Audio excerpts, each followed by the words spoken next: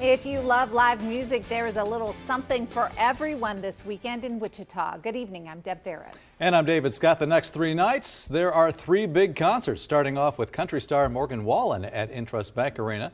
Kake's Jackson Overstreet is live there now, where the doors just opened for the big show. Jackson. Yeah, David, Deb, we've seen a big, steady crowd of people coming in after those doors opened about 5:30 tonight. And like you said, there are 3 big shows here. There is this tonight, Ice Cube playing here at Intrust Bank Arena tomorrow night, and then the Kansas is Lovers Festival at Wave on Saturday. And you know, while these shows are a fun time for the people going to them, it also does mean a lot for the local businesses here around the city. It's 5 hours before doors open to see Morgan Wallen at Intrust Bank Arena. And Emily Morelli is already waiting in line, making sure that she and her family are as close to the stage as possible. They drove all the way from Kansas City for the show. Absolutely. Once you're in the front row, you'll never not be in the front row. And they probably aren't the only ones who came to Wichita for this concert. Thursday is the first sold-out show for the arena since the pandemic started. It feels great that we're going to have, close to 12,000 people in the arena tonight. Our staff is excited. The concert is one of 3 big ones happening in Wichita this week. Westfest, headlined by Ice Cube, is Friday at Intrust. And then on Saturday, Wave is home to the Kansas is for Lovers Festival. There's a lot of bands on tour right now.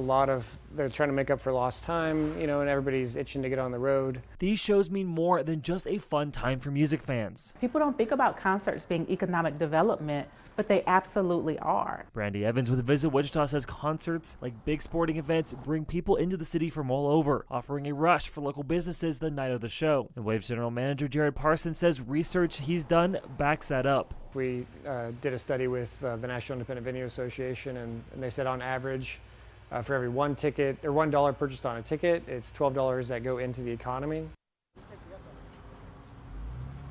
Now, while the Morgan Wallen show is sold out tonight, the other 2 shows we were telling you about, Ice Cube and that Westfest here tomorrow, and then Kansas for Lovers, both still have tickets available. So if you're looking for something to do this weekend, check out either the Intrust Bank Arena's website or the website for Wave to find more information and how much those tickets cost. Live in downtown Wichita, Jackson Overstreet, Kake News on your side.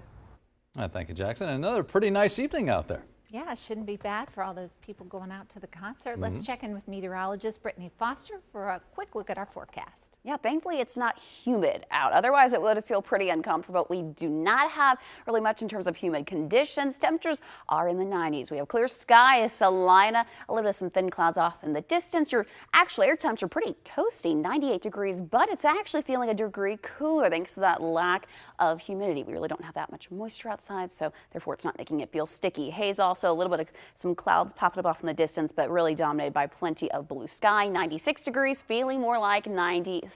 And that's really the case for most of us as you're heading out this evening. It's going to actually feel a few degrees cooler than that actual air temperature, which to our high today was 96. We have since dropped back down to 94 degrees. So cooling a little bit for some of us already. 90 Garden City, 95 Oakley, and 95 in Smith Center. So warm, but not terrible. Again, it's thanks to that lack of moisture. Check out dew point temperatures specifically in western Kansas. 30s and St. Francis 40, so very dry air, and looks like we could see repeating forecasts even not just for overnight tonight but for your Friday forecast as well. Now looking at this evening though, eventually 10 o'clock we'll get around 83 degrees. Clear conditions continuing tonight, temperatures back in the 60s, some 50s for a few of you, but tomorrow almost a copy and paste forecast, looking like we'll see those 90s again before a temperature drop arrives. We'll take a look at when we could see the 80s coming up in just a bit. Can't wait for that. Thanks, Brittany. A Western Kansas business is testing out a new program to help address the ongoing teacher shortage. Kake's Maeve Ashbrook is here now to explain what this is all about. Maeve? David, we knew going into this school year that Kansas schools were facing a staffing shortage. Just this week here in Wichita, the public schools hosted a job fair trying to hire more substitutes and paraeducators. But across the state in Garden City, a local bank is taking a different approach to help solve the problem.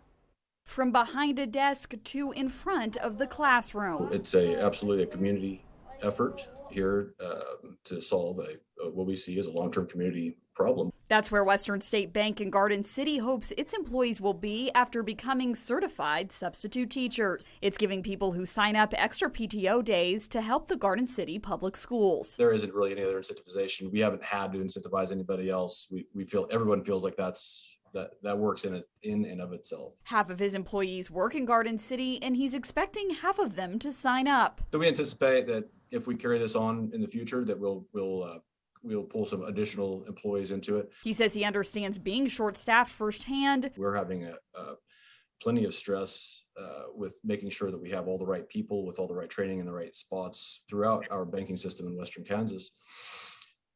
So to propose something that takes people away seems to be swimming upstream, right? But with a wife in education and 5 kids in the school district, the sacrifice is a no-brainer. We all have kids in these school districts. We're all going to benefit in the near term by having responsible people in these classrooms, and in the long run by replacing this workforce with people that we're excited to work with. The bank is also partnering with Garden City Police and a local hospital to help with fingerprinting and the necessary health tests needed for the certification. All 3 organizations will be at the bank next Monday, helping employees complete the process. Live in studio, Maeve, Ashbrook, Kake News on your side.